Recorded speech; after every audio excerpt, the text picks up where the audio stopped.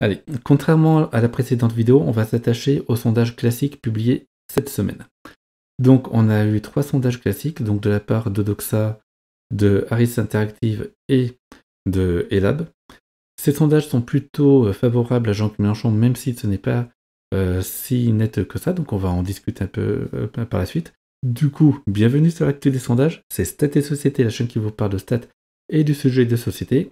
Et donc au menu, 3 sondages, Odoxa, Harris et Lab, qu'on va voir d'abord séparément, avant de voir le tableau d'ensemble via mes graphiques de récapitulatif. Donc c'est parti, on va voir les données sondagières.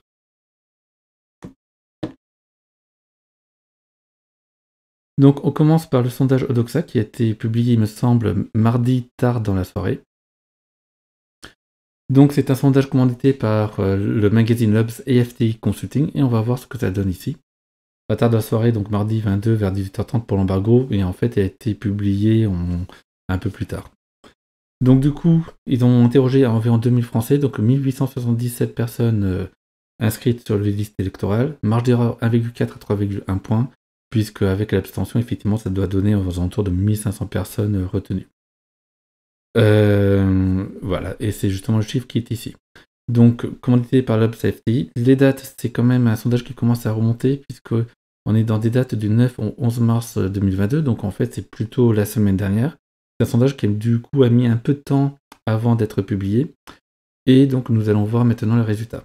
Du coup, Odoxa n'a pas publié beaucoup de sondages, donc c'est pour ça, vous allez voir que les variations sont des variations par rapport à avant l'offensive russe en Ukraine, donc on voit très bien avec la forte variation d'Emmanuel Macron, plus 5 points. Il est à 29,5, donc il le donne un tout petit peu en dessous des 30%. On notera la bonne performance de Marine Le Pen à 19,5% et Éric Zemmour qui baisse par contre à 11%. Donc là encore, lui, il a eu beaucoup souffert de cette offensive russe en Ukraine. Jean-Luc Mélenchon qui est à 11,5% plutôt stable ici, même si c'est en hausse. Et les autres variations sont dans la marge d'erreur. Donc on va pas forcément s'attarder dessus. Donc voilà pour le sondage Odoxa. On va passer maintenant au sondage de Harris. Donc Harris qui a bien publié un sondage la semaine dernière. Donc Harris Interactive, Toluna, il me semble que Toluna n'était pas présent. Donc ils ont participé à la réalisation de ce sondage-là pour Challenge. Et là ils me mettent qu'il faut dire Harris Interactive pour Challenge. Donc voilà qui est dit. C'est un sondage, donc en données sondagières, c'est une enquête réalisée du 11 au 14 mars, donc c'est à peu près raccord avec les sondages par roulement qui ont été faits aujourd'hui. Donc c'est non, c'est pas raccord, je dis une bêtise, c'est le week-end dernier. Donc c'est un sondage qui a été réalisé le week-end dernier, donc de vendredi à lundi. Un échantillon un peu plus important, donc environ 2000 personnes inscrites sur les listes électorales. Et en termes de marge d'erreur, ça donne une marge d'erreur un peu plus réduite, environ 2%, grosso modo. Et c'est parti pour le premier tour ici. Donc hop, il y a pas mal de données intermédiaires. Donc voici les données brutes. Donc il n'affiche pas les variations, donc on va voir directement les variations, même si on voit que les données sont quand même assez proches de ceux de Odoxa, sauf pour Jean-Luc Mélenchon qui est ici donné plus élevé. Et donc avec les variations, donc on a Emmanuel Macron qui se tasse un petit peu passant de 30,5 à 30%. Donc l'effet guerre en Ukraine commence à s'estomper. Même si 0,5 points de moins, c'est tout simplement la marge d'erreur. Par contre, ça n'augmente plus comme c'était le cas les 2 précédentes semaines.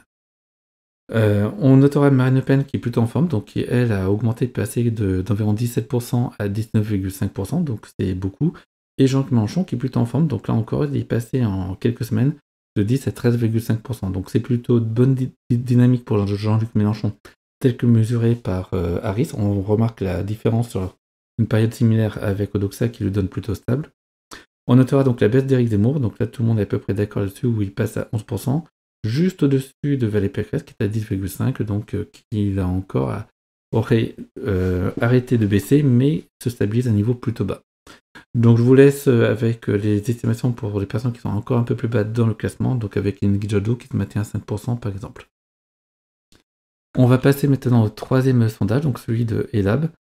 Donc Elab pour BFM TV, l'Express et SFR, 1587 personnes interrogées, et réalisé de 15 au 16 mars. Donc lui, il est vraiment récent, donc il date vraiment du milieu de cette semaine, là où les 2 sondages qu'on a vus datent plutôt du week-end dernier, voire de la semaine dernière. Donc c'est parti, on va voir quel est le premier tour selon Elab. Donc là, c'était un rappel des dernières élections. Hop, là, ils mettent beaucoup d'analyses. Hop, on va passer. Nous, ce sont les chiffres qui nous intéressent. Hop, voilà les chiffres. Donc ici, donc, on a Emmanuel Macron à 31%, moins 2,5%. Alors, il est vrai que Elab avait placé Emmanuel Macron à 33,5%, ce qui était un score très élevé et qui n'était pas mesuré par les autres instituts. Donc, 31%, ça semble un peu plus normal, entre guillemets, par rapport aux autres sondages. Marine Le Pen, qui est à 18%, donc plus 3 points donc en une semaine.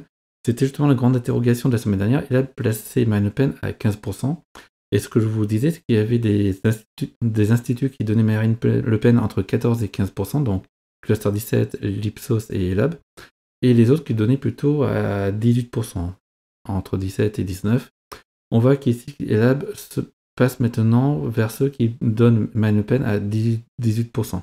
On a vu hier que l'Ipsos plaçait dorénavant Marine Le Pen non pas à 14-15, mais plutôt entre 15,5 et 16. Donc du coup, il n'y a que Cluster 17 qui n'a pas encore publié cette semaine, qui place encore Marine Le Pen aux alentours de 15%, voire en dessous. Donc à voir s'ils vont publier un autre sondage, mais la tendance pour Marine Le Pen, c'est qu'elle est plutôt autour de 18%. On notera ici Jean-Luc Mélenchon à 14%, donc c'est un très bon score pour Jean-Luc Mélenchon dans le sondage Elab. Valérie Pécresse qui remonte un petit peu à 11,5 et Éric Zemmour qui diminue légèrement, mais qui diminue quand même à 10,5, ce qui suffit à le placer derrière Valérie Pécresse, ce qui n'était pas le cas la semaine dernière. Donc je vous laisse avec les autres scores, notamment Yannick Jadot qui reste à 5%, Fabien Roussel 3,5%, Jean Lassalle à 2%. Donc nous en avons fini pour les premiers tours, on va passer maintenant au second tour.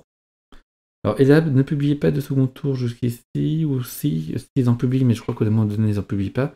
Donc voilà un premier second tour pour Elab. Donc 59,5% pour Emmanuel Macron face à Marine Le Pen, qui est à 40,5%. Donc un écart assez important, même si moins important que la semaine dernière. On est quand même pratiquement sur du 60-40%. On va voir donc les autres second tours pour Elab s'ils en ont mesuré d'autres, parce que ce n'est pas certain si. Emmanuel Macron contre Jean-Luc Mélenchon, 66,5, 33,5. Évidemment, Jean-Luc Mélenchon, s'il accédait au second tour, aurait un problème de réserve de voix, puisque la gauche est quand même à un niveau globalement assez bas. Mais voilà, donc c'est le score qu'il ferait, puis on notera quand même qu'il est plutôt en haut, donc réduit l'écart, même si l'écart reste très important. Est-ce qu'ils ont testé d'autres personnes? Non, ils n'ont pas testé d'autres personnes, ils n'ont pas testé Éric Zemmour, ils n'ont pas testé Valérie Pécresse. Donc voilà pour ce qui concerne Elab. Maintenant, on va passer à Harris Interactive. Harris Interactive, pour le second tour, traditionnellement, teste tous les candidats. Enfin, pas tous les, enfin, du moins tous les candidats au-dessus de 10%, comme on peut le voir ici. Donc, Marine Le Pen face à Emmanuel Macron, ça serait 58 pour Emmanuel Macron contre 42% pour Marine Le Pen. Il me semble que c'est la même chose que la semaine dernière, on verra dans les variations après. Jean-Luc Mélenchon, 64-36, on n'est pas très loin. Éric Zemmour, je crois que c'est plus important, 69-31%. Et Valérie Pécresse aussi très important, 68 contre 32%. On va voir ce que ça donne en termes de variation s'ils le mettent. Voilà. Donc Marine Le Pen, comme je vous le dis ici, elle est plutôt stable par rapport à la semaine dernière. C'est un écart qui reste très important malgré tout, mais c'est raccord avec tous les instituts de sondage. On voit maintenant Emmanuel Macron contre Jean-Luc Mélenchon. Il a effectivement réduit l'écart puisqu'il était à 67-33. Donc maintenant, il est à 64-36. Ça fait quand même deux sondages qui mettent une légère réduction d'écart, même si les écarts restent très importants. On va voir maintenant Emmanuel Macron face à Éric Zemmour, donc là c'est 69-31%, et là c'est un écart qui grossit encore. Donc là encore, Éric Zemmour souffre encore certainement de la guerre en Ukraine, donc sa cote est encore à la baisse. Donc voilà ici. Et voilà, Emmanuel Macron contre Valérie Pécresse, et là encore, alors c'est relativement pas stable par rapport à la semaine dernière, mais c'était déjà vraiment gigantesque, 68-32%. C'est un écart très important en faveur d'Emmanuel Macron. Il faut juste se rendre compte qu'ici, la moitié de 68 c'est 34%, ça veut dire que Valérie Pécresse ne ferait même pas la moitié du score d'Emmanuel Macron au second tour. Voilà.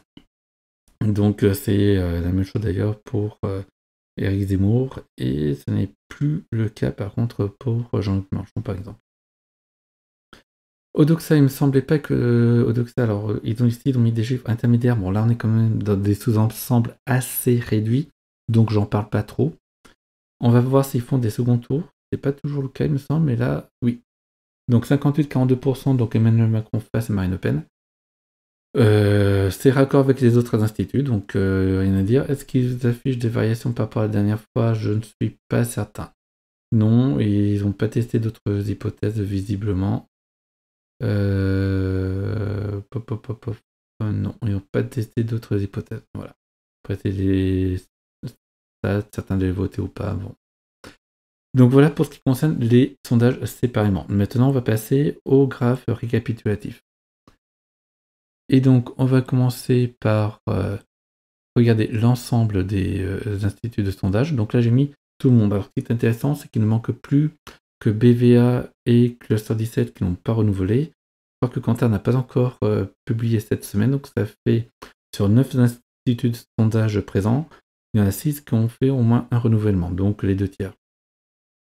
Donc on remarque qu'Emmanuel Macron, sa cote se tasse un petit peu, ce qui est un peu normal puisque la guerre en Ukraine est un peu moins présente dans les médias, donc du coup il y a un petit tassement de l'effet drapeau, de l'effet union sacrée autour de la nation.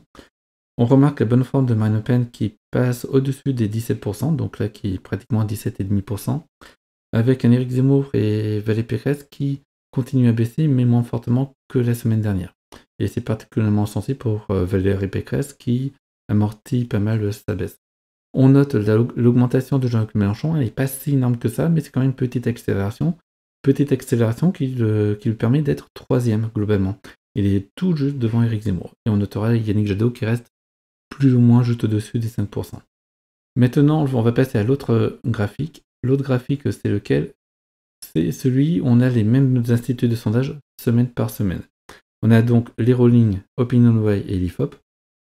Et on a Elab et Harris qui publient chaque semaine depuis assez longtemps pour avoir un bel historique. On voit ici, donc là encore, Emmanuel Macron qui se tasse assez fortement d'ailleurs de 31,25 à 30%. Évidemment, donc Elab l'avait placé à 33,5 la semaine dernière, elle le place plus qu'à 31, donc ça suffit à faire une baisse assez forte. Il n'y a que 4 instituts ici.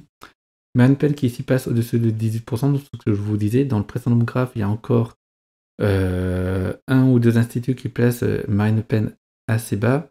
Là, c'est plus le cas. Tout le monde l'affiche à 17, 18, 19%, donc ça se ressent ici. Éric Zemmour et Valérie Pécresse qui continuent à baisser, même s'ils amortissent la chute cette semaine. Par contre, Jean-Luc Mélenchon qui accélère sa hausse, ce qui permet de passer devant, et là assez nettement devant, Éric Zemmour et Valérie Pécresse. Donc là, il est assez confortablement 3e. Et voilà pour Yannick Jadot qui était à 5,38. Là-dessus, que dire? Donc Jean-Luc Mélenchon augmente et passe 3e. C'était assez attendu avant la guerre en Ukraine.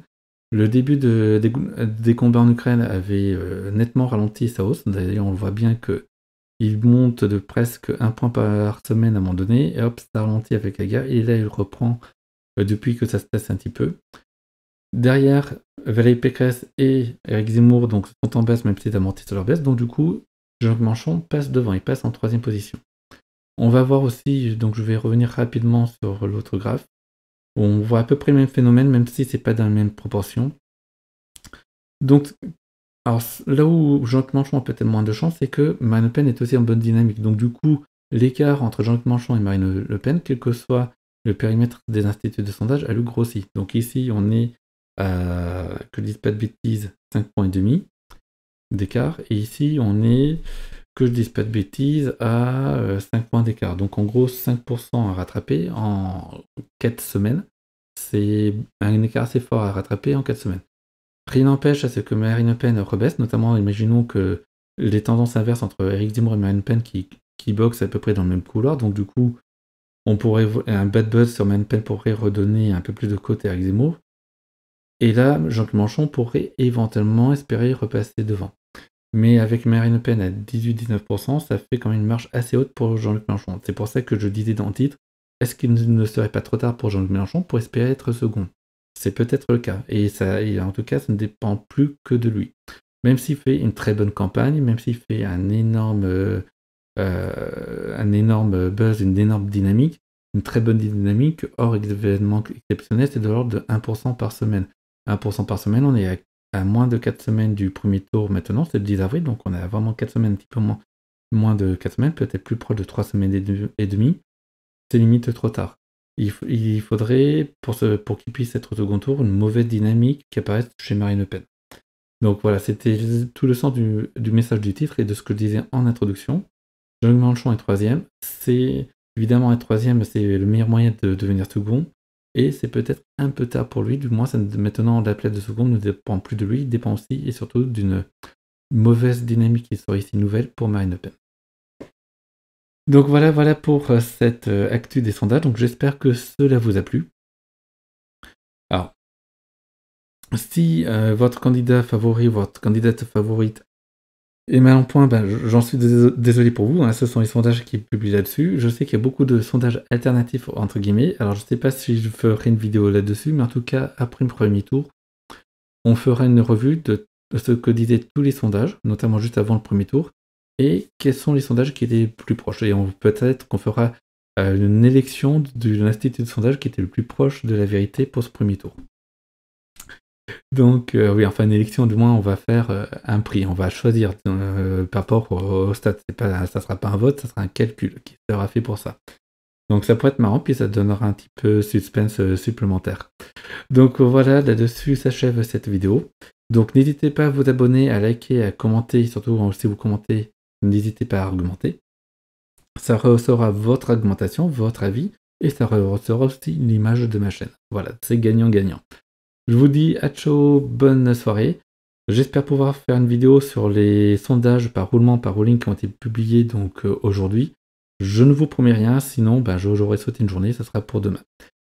Allez, à ciao, bonsoir, bye bye, au revoir.